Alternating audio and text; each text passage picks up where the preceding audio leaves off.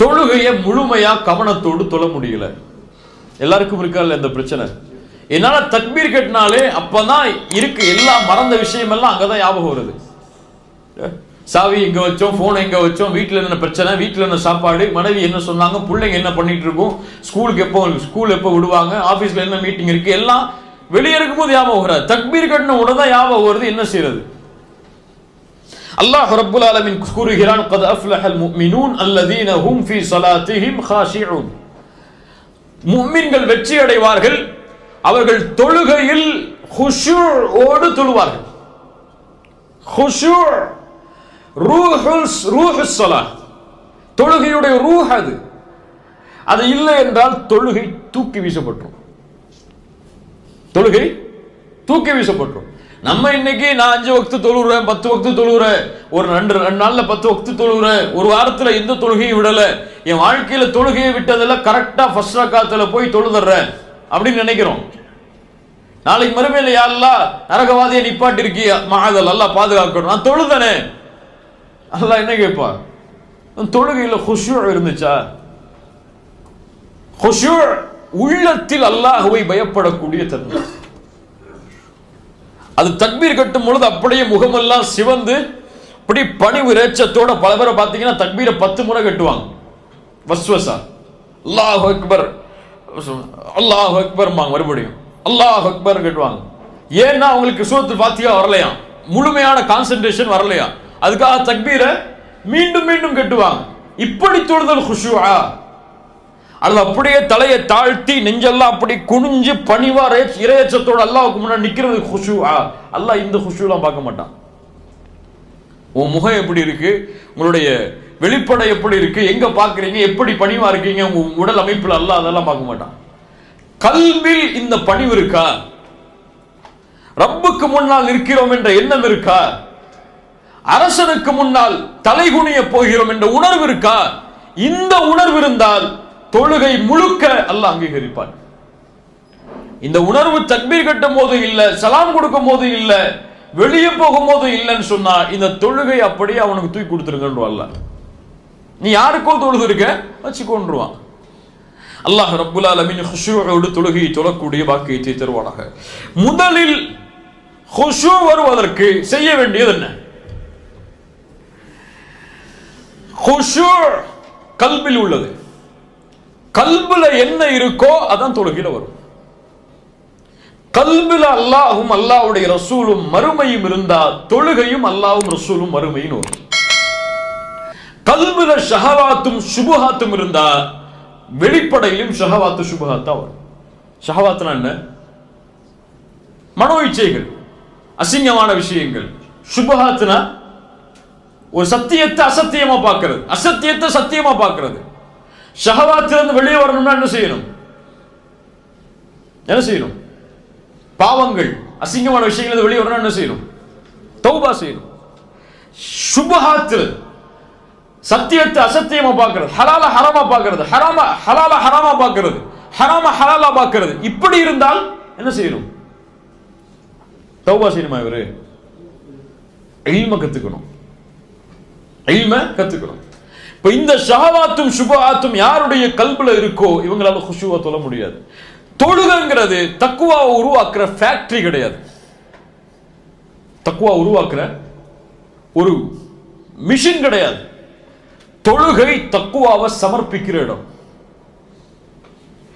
தொழுகையுடைய வெளியில எப்படி உங்களுடைய நிலைமை அல்லாஹ்வோடு இருக்கோ அதே நிலைமை தான் தொழுகைக்கு உள்ளேயும் இருக்கும்.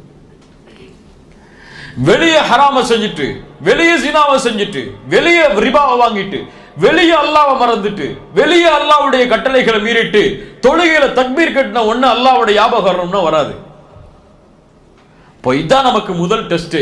அல்லாஹு அக்பர்னு தக்பீர் கட்டின உடனே கல்புல இருந்து என்ன வெளியே வருதோ அதுதான் கல்புல இருக்கு. துன்யா வெளியே வந்துச்சு, ஆபீஸ் வெளியே வந்துச்சு, ஒய்ஃப் வெளியே வந்தாங்க, மனைவி வெளியே வந்தாங்க, பிள்ளைங்க வெளியே வந்தாங்கன்னா கல்புல இருக்கிறது இந்த சாக்கடைகள் தான்.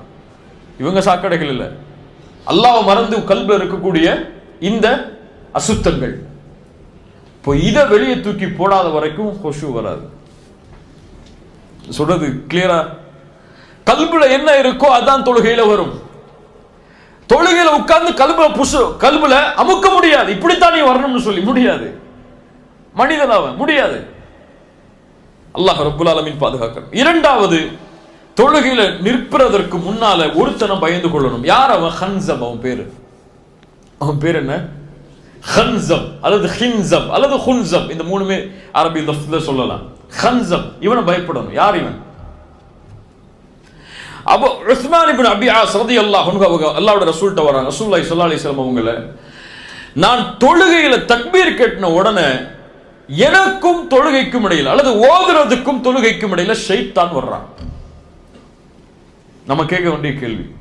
ரசூலுல்லாஹி ஸல்லல்லாஹு அலைஹி வஸல்லம் சொன்னாங்க, தாக்க ஷைத்தான், அவன் ஒரு ஷைத்தான், யுகாலு லஹு ஹன்சப், அவன் பேர் ஹன்சப். ஜின்களுடைய வகையில இவனும் ஒரு வகை ஹன்சப். இவன் வந்தால் அல்லாஹ்விடத்தில் ஷைத்தானை விட்டு பாதுகாப்பை தேடுங்கள். அஊது பில்லாஹி மினஷ் ஷைத்தானிர் ரஜீம். அப்படியும் செல்லவில்லை என்றால் இடதுபுறம் திரும்பி கொஞ்சம் இது போன்று வஸ்குல் செய்து கொள்ளுங்கள். இடதுபுறம் திரும்பி வஸ்குல் செய்யணும்னு சொல்லி பக்கத்தில் நிற்கிறவர் மேல செஞ்சிடக்கூடாது. கொஞ்சம் தலையை கொஞ்சம் சைடா திருப்பி இடதுபுறம் திருப்பி வஸ்குல் என்று செய்தல் ஷைத்தானிடமிருந்து பாதுகாப்பை தரும். முதல் அஊது பில்லாஹி மினஷ் ஷைத்தானிர் ரஜீம். இரண்டாவது, இதையும் தொழுகையில வந்து செஞ்சா மட்டும் ஆகாது. ஷைத்தானை விட்டு தன்னுடைய வாழ்க்கையில எல்லா விஷயத்திலையும் விலகி நிற்கிறவருக்கு அஊது பில்லாஹி மினஷ் ஷைத்தானிர் ரஜீம் சொன்னா ஷைத்தான் ஓடுவான். கல்புலையே ஷைத்தானுக்கு பங்களா கட்டி வாடகை வாங்காம தங்க வச்சிருந்தா என்னதான் வரும்? நீ விரட்டி விட்டாலும் போக மாட்டான். நம்ம விரட்டி விட்டாலும் அவன் என்ன செய்ய மாட்டான்? போக மாட்டான். இப்போ வாழ்க்கையில ஷைத்தான் இல்லைன்னா தொழுகையிலையும் ஷைத்தான் இருக்க மாட்டான். விரட்டினா ஓடிடுவான். வாழ்க்கையில நம்மளே கூட வச்சுக்கிட்டு என்னோடய இரு, பிசினஸ்ல என்னோடய இரு, வட்டியா என்னுடைய தொழில் இரு, கிரெடிட் கார்டா, என்னுடைய பர்ஸ்ல கிரெடிட் கார்டா இரு, இப்படி எல்லா விஷயத்திலும் என்னோட இருந்துங்க, தொழுகையில மட்டும் போனா போக மாட்டான். ஹன்சப் அல்லாஹ்வுடைய தூதர் ஸல்லல்லாஹு அலைஹி வஸல்லம் பாதுகாப்பை தேட சொன்னார்கள். இன்னைக்கு என்ன? எல்லா நரகத்தை விட்டு பாதுகாத்து, எல்லா சொர்க்கத்தை கூடு, ஜன்னத்துல் ஃபிர்தௌஸ் சொர்க்கத்தை கூடு, ஆமீன் ஆமீன் சத்தம் போட்டு சொல்றோம். ஆனா ஜன்னத்துல் ஃபிர்தௌஸ்க்காக உழைச்சிருக்கோமா ஒரு நாளைக்கு அதுன்னு தெரியாது. இப்படியே இல்லையா? அல்லாஹ் முஃமின்களுடைய தன்மையை சொல்லிட்டே வர்றான். முஃமின்கள் இறையச்சத்தோடு தொழுவார்கள், வாக்குறுதிகளை பாதுகாப்பார்கள், ஜக்காத்தை கொடுப்பார்கள், கற்பை பாதுகாப்பார்கள், அமானிதங்களை பாதுகாப்பார்கள், தொழுகையை பாதுகாப்பார்கள், வக்தை விட மாட்டார்கள். இதான் முஃமின்களுடைய தன்மை. இவர்கள் சொர்க்கத்துடைய வாரிசுதாரர்கள். இந்த சொர்க்கம் ஜன்னத்துல் ஃபிர்தௌஸ். ஜன்னத்துல் ஃபிர்தௌஸ் சொர்க்கத்தை அல்லாஹ் கொடுனா இன்னைக்கு ஆமீன் சொல்றதுக்கு பல பேர் இருக்காங்க. ஜன்னத்துல் ஃபிர்தௌஸ்க்காக இந்த தன்மையெல்லாம் செஞ்சு உழைச்சமான்னு சொன்னா கிடையாது. அப்படியே இல்லையா? நமக்கு என்ன இன்னைக்கு ஆட்டோமேட்டிக்கா இன்னைக்கு மூத்தானா கூட ஜன்னத்துல் ஃபிர்தௌஸ் போயிடும் நம்பிட்டு இருக்கோம் நம்ம எல்லாம். இன்னைக்கு மூத்தானா சொர்க்கம் எனக்கு இல்ல, மாஷா அல்லாஹ், அல்லாஹ் பாதுகாத்தவர்களை தவிர. ஆனா ஒவ்வொரு நாளும் தூங்கும் போது கேட்க வேண்டியது கேள்வி என்ன? இன்னைக்கு என்ன செஞ்ச நீ சொர்க்கத்தை அடைகிறதுக்கு? கரெக்டா தொழுதியா? கரெக்டா ஹுஷூவோடு தொழுதியா? ஜக்காத்து கொடுத்தோமா? அமானிதங்களை பேணணுமா? பொறுமையா இருந்தோமா? வாக்குறுதிகளை பேணணுமா? இப்படி அல்லாஹ் கூறிய சொர்க்கவாதிகளுடைய தன்மையை செயல்பட்டுட்டு மூத்தாகும் போது அல்லது தூங்கும் போது நான் சொர்க்கத்துக்கு போக போறேன் இன்ஷா அல்லாஹ்ங்கிற எண்ணம் இருந்தா சரி. என்ன இருக்குன்னு நம்ம ஜன்னத்துல் ஃபிர்தௌஸ் போகணும்னு நினைச்சிட்டு இருக்கோம்.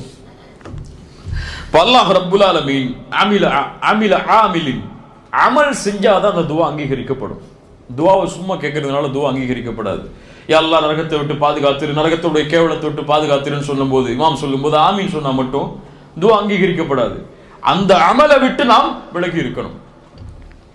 மூன்றாவது, தொழுகையை கவனத்தோடு தொழுவதற்கு உள்ள வழி நிம்மதியா தொழுகிறது. நிம்மதியா தொழுகிறதுனா என்ன? பொறுமையா நிதானமா தொழுகிறது. தக்பீர் கட்டணுமா, நெஞ்ச நிமித்தி தலைய சுஜூதை நோக்கி தாழ்த்தி பணிவா நிற்கிறது. கொஞ்ச நேரம் குர்ஆனை ஓதி முடிச்சிட்டோமா, அழகான முறையில் கைகளை உயர்த்தி ருக்குவுக்கு போறது. ருக்கு செஞ்சிட்டோமா, அதுக்கு பிறகு பழைய நிலைமைக்கு முழுமையா வர்ற வரைக்கும் முதுக நேராக்குதல். இப்படி நிதானமா தொழுகையை தொழுதாலே கவனம் இருக்கும். இன்னைக்கு என்ன? தக்பீர் கட்டுவான், சலாம் கொடுத்துட்டு வெளியே போறதே தெரியாது. அப்படியா இல்லையா? தனியா தொழும் போது இவர் தொழுகையை பார்த்தீங்கன்னு வச்சுக்கோங்க, 1 செகண்ட் 3 செகண்ட்ல முடிஞ்சிடும். இல்ல மாஷா அல்லாஹ். இமாமா நின்னார்னு வச்சுக்க, எத்தனை நிமிஷம் சொல்லுவாரு? 10 நிமிஷம் சொல்லுவாரு. இது முனாஃபிக்குடைய தனம்.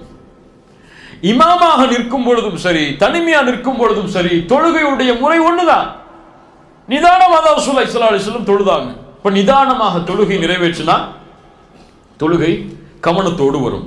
ஸல்லல்லாஹு அலைஹி வஸல்லம் சொன்னாங்க, ஒரு மனிதன் திருடக்கூடிய திருட்டில் மோசமான திருட்டு தொழுகையில் திருடுதல். எப்படி? சுஜூதை முழுமையாக செய்ய மாட்டான், ருக்குஐ முழுமையாக செய்ய மாட்டான், அவனுடைய முதுகுத்தண்டு நேராக மாறாது, நேராக குனியாது சுஜூதில். இவன் தொழுகையில் திருடுகிறான் என்று அல்லாஹ்வுடைய ரசூல் ஸல்லல்லாஹு அலைஹி வஸல்லம் சொன்னாங்க. ஒரு ரசூலுல்லாஹி ஸல்லல்லாஹு அலைஹி வஸல்லம் சஹாபி வந்தாங்க, தொழுதாங்க, நஃபிலான தொழுகை. ரசூலுல்லாஹ் சொன்னாங்க, இர்ஜி ஃபஸல்லி ஃபஇன்னக லம் துஸல்லி, திரும்பி போங்க, தொழுங்க, இன்னும் தொழலன்னாங்க. ரெண்டாவது முறை வந்தாரு, ரசூலுல்லாஹ் தொழுதுட்ட, இர்ஜி ஃபஸல்லி ஃபஇன்னக லம் துஸல்லி, தொழல, மீண்டும் தொழுங்கன்னாங்க. மூணாவது முறை, யா ரசூலுல்லாஹ் எனக்கு தொழ தெரியாது, தொழுகை கற்றுக் கொடுங்கன்னாங்க. ரசூலுல்லாஹ் சொன்னாங்க, சுஜூது செய்யுங்க, நிதானமா சுஜூது செய்யுங்கன்னாங்க. ருக்கு செய்யுங்க, நிதானமா ருக்கு செய்யுங்கன்னாங்க. அப்ப அந்த நிதானம் கவனத்தை ஏற்படுத்தும். நான்காவது, தொழுகையில் எங்க பார்க்கிறோம்னு முதல்ல பார்க்கணும். கியாமல நின்ன உடனே முதுக நேராக்கி பார்வை எதை நோக்கி வரணும்? சுஜூதுடைய இடங்கள்ல. சுஜூதுடைய இடங்கள்ல விழும் பொழுது கவனத்தை நீக்கக்கூடிய உருவப்படங்களோ அல்லது விஷயங்களோ இருந்தா அதை நீக்கிறணும். இன்னைக்கு பல மேட்டை பார்த்தா பட்டுப்புடவை மாதிரி இருக்கு, பல தொழுகை விரிப்புகளை பார்த்தா பட்டுப்புடவை மாதிரி இருக்கு, அல்லது காபாவுடைய துணி மாதிரி விரிச்சு போட்டு ரொம்ப பளபளன்னு மேட்டை வச்சு தொழுது அவருக்கு சிறந்ததா இருக்கு. ஆனா இதுவெல்லாம் கவனத்தை திருப்பி விடும். சுஜூது செய்யக்கூடிய இடம் கொஞ்சம் பிளேனா இருந்தா கவனம் அந்த பார்வையை நோக்கி செல்லும். இல்ல அங்க போய் ஷைத்தான் அங்கிருந்து வேற பக்கம் திருப்பிடுவா. இஷாராவுடைய நேரத்தில், அத்தஹியாத்துடைய நேரத்தில் பார்வையை ஒரு பக்கம் ஒன்று சேர்த்தல். இப்படி பார்வையை ஒருமுகப்படுத்துதல் கவனத்தை தொழுகையில ஏற்படுத்தும். ஐந்தாவது, சுத்ராவோடு தொழுதல். சுத்ரா சில இமாம்கள்ட்ட வாஜிப், சில அறிஞர்கள்ட்ட வாஜிப், சில அறிஞர்கள்ட்ட ருக்குன். சுத்ரானா என்ன? முன்னாடி ஒரு தடுப்பை வச்சு தொழுதல், போனை வச்சு தொழுறது இல்லை, ஒரு உயரம் உள்ள ஒரு தடுப்பை வச்சு முன்னாடி வச்சு தொழுதல் சுத்ரா. நமக்கும் அந்த தொழுகைக்கூடிய இடைக்கும் இடையில யாரும் உள்ள நுழையாதபடி அதுக்கு பின்னாடி தான் மக்கள் இருக்கிற மாதிரி சுத்ரா வச்சு தொழுதல். இமாமுக்கு பின்னாடி நிற்கும் போது சுத்ராவை தூக்கி வச்சிடக்கூடாது, இமாம் தான் நமக்கு சுத்ரா. தனியா தொழும் போது, பள்ளியில் நடுப்பள்ளியில தொழும் போது ஒண்ணுமே இல்லாம தொழக்கூடாது. சில அறிஞர்கள் இடத்துல அந்த தொழுகை ஏற்றுக்கொள்ளப்படாதுன்னு சொல்லக்கூடிய அறிஞர்கள் இருக்கிறாங்க. ஆனா சுத்ராவை கவனத்தோடு முன்னாடி வைத்து, சுத்ரா இல்லாம ஒரு இமாம் தொழுதா கூட ஒரு சேரை கொண்டு வந்து முன்னாடி வச்சுட்டு போயிடணும். இது ரசூலுல்லாஹி ஸல்லல்லாஹு அலைஹி வஸல்லமுடைய சுன்னா. இதை செய்தால் தொழுகை கவனமா இருக்கும். நமக்கும் அந்த இடத்துக்கும் இடையில ஒரு தடுப்பு இருந்துச்சுன்னு சொன்னா அதை தாண்டி நம்முடைய பார்வை போகாது. இல்லை யாரை கிராஸ் பண்ணுவா, யாரு போவான்னு அந்த பார்வையிலே நம்முடைய பார்வை திரும்பிட்டு இருக்கும். ஆறாவது, ஹுஷூங்கிறது, முடிச்சிடலாம் 5 நிமிஷத்துல. ஹுஷூங்கிறது தொழுகைக்குள்ள ஆரம்பிக்கிறது இல்லை, வீட்டுல இருந்து கிளம்பும் போதே ஆரம்பிக்கணும். ரசூலுல்லாஹி ஸல்லல்லாஹு அலைஹி வஸல்லம் அதனால தான் உது செஞ்சு கிளம்புங்கன்னாங்க. தொழுகைக்கு போகும்போது நிதானமா போங்கன்னாங்க. ஓடாதீங்க, சக்கீனாவோட வக்காரோட கண்ணியமான முறையில அமைதியான முறையில தொழுகைக்கு போங்கன்னாங்க. அவசரமா தொழுகைக்கு போகாதீங்க.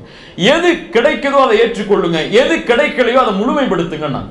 ஒரு ரக்காத்து விட்டு போனா கூட ஓடி போய் சேராதீங்க. ஓடி போய் சேர்ந்தா ஃபுல் தொழுகையுமே என்ன ஆகும்? பரபரப்புல முடிஞ்சிடும். நிதானமா போய் என்ன ரக்காத்து கிடைக்குமோ அதை ஏற்றுக்கொண்டா போதும். ரசூலுல்லாஹி ஸல்லல்லாஹு அலைஹி வஸல்லம் சொன்னாங்க. ஆனா அது ரசூலுல்லாஹி ஸல்லல்லாஹு அலைஹி வஸல்லம் இப்படி மட்டும் சொல்லல. எப்படி சொன்னாங்க? பள்ளியில உது செஞ்சுட்டு முன்னாடி போய் தஹியா மஸ்ஜித் தொழுதுட்டு சுன்னாவுடைய தொழுகைகளை தொழுதுட்டு உட்கார்ந்து அல்லாஹ்விடத்துல பாவ மன்னிப்பு கேட்டா மக்கள் மலக்கு பக்கத்துல உட்கார்ந்து பாவ மன்னிப்பு தேடுவார். அவர் உட்கார்ந்து இருக்க நேரம் வரை அல்லாஹ் இவரை மன்னிச்சிருந்த அந்த மலக்கு அல்லாஹ்விடத்துல துஆ செய்வார். தொழுகை எதிர்பார்த்திருத்தல் போருக்கு எதிர்பார்த்திருத்தலுக்கு சமம். இந்த ஹதீஸ் ரசூலுல்லாஹ் சொல்லியிருக்காங்க. நம்ம தொழுகையில இகாமத் சொல்லும் போது ஓடக்கூடாதுங்கிற ஹதீஸை மட்டும் எடுத்து வச்சுட்டு நிதானமா போகணும். அல்லாஹ் ரப்பல் ஆலமீன் பாதுகாக்கணும். ஏழாவது, பள்ளிக்குள்ள போன உடனே ஃபர்த் தொழுகைக்கு முன்னாடி சில பிராக்டிஸான தொழுகையை தொழரும். நவாஃபிலான தொழுகை, தஹியா மஸ்ஜித், சுன்னா தொழுகை, இது போன தொழுகைகளை தொழுதா நம்ம தயாராகும் தொழுகைக்காக. அப்போ முழுமையான கவனம் ஃபர்துக்கு வரும். சுன்னத்தான தொழுகை, நஃபிலான தொழுகைகளை முன்னாடி தொழுதா.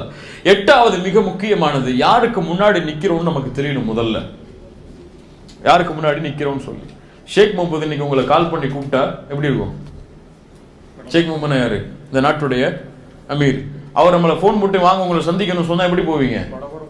படபடப்பா மட்டுமா போவீங்க? என்ன பேசணும், என்ன பண்ணணும் எல்லாத்தையும் ப்ரிப்பேர் பண்ணிட்டு அழகான ஆடை உடுத்துட்டு, கண்ணியமான ஆடை உடுத்துட்டு, அன்னைக்கு போய் ஷாப்பிங் பண்ணி ஆடையெல்லாம் உடுத்துட்டு, அத்தர் போட்டுட்டு, இருக்கிற அத்தர்ல வெளியே இருந்த அத்தரை போட்டுட்டு இந்த உலகத்துடைய ஒரு அரசராக இருக்கக்கூடியவருக்கு முன்னாடி போய் நிக்கணும்னு விரும்புவோம். ஆனா அகிலத்தின் அதிபதிக்கு முன்னாடி போகும்போது நைட் என்ன ட்ரெஸ்ல தூங்கணுமோ அதே ட்ரெஸ்ல போய் நிற்போம். அப்பதான் வேர்த்து விறுவிறுத்து விளையாண்டு வருவார். அப்ப போய் நிற்பார் தக்பீர் கேட்டுட்டு. பக்கத்தில் நிக்கிறோம், தொலை கூட முடியாது. பல்லாவிற்கு கொடுக்கக்கூடிய கண்ணியம் நம்முடைய ஆடையிலையும் நம்முடைய செயல்முறைகளையும் தொழுகையில் வெளிப்படும். ஹுது ஜீனத்தக்கும் இந்த குல்லி மஸ்ஜித், ஒவ்வொரு மஸ்ஜிதுடைய கண்ணியத்தையும் எடுத்துக்கொள்ளுங்கள். ஆடைகளை அலங்கரித்தல் அல்லது குர்ஆன் என்ன ஓத போறோம்னு சொல்லி முன்னாடியே ப்ரிப்பேர் பண்றது, என்ன ஓத போறோம் அதுக்குடைய அர்த்தம் என்ன அப்படி முன்னாடியே பார்க்கறது, இது போன்ற வழக்கங்கள் எல்லாம் தொழுகையில் கவனத்தை கொண்டு வரும். 9வது, இது நமக்கு எவ்வளவு சொன்னாலும் நமக்கு வராது, இல்ல மாஷா அல்லாஹ், அல்லாஹ் பாதுகாத்தவர்களை தவிர, என்ன தொழுகையில ஓதுறோன்னு நமக்கு தெரியணும். முடிச்சார், 5 நிமிஷம் சொல்லிட்டார் அவரு. பாபா என்ன தொழுகையில ஓதுறோம்னு சொல்லி நமக்கு தெரியணும். என்ன ஓதுறோம்? சுப்ஹான ரப்பில் அதீம். எத்தனை பேருக்கு அர்த்தம் தெரியும் சொல்லுங்க, நீங்க சொல்லுங்க. எத்தனை பேருக்கு அர்த்தம் தெரியும்? எத்தனை பேருக்கு தெரியும் சுப்ஹான ரப்பில் அதீம்? இப்ப கேட்பேன், கையை தூக்கலன்னா கேட்பேன், சொல்லணும். உண்மையா சொல்லுங்க, எனக்கு தெரியும் முழுமையான அர்த்தம் சொல்லுங்க, கையை உயர்த்துங்க. எத்தனை வருஷம் தொழுதுருப்போம்? 30 வருஷம், 35 வருஷம், 40 வருஷம்.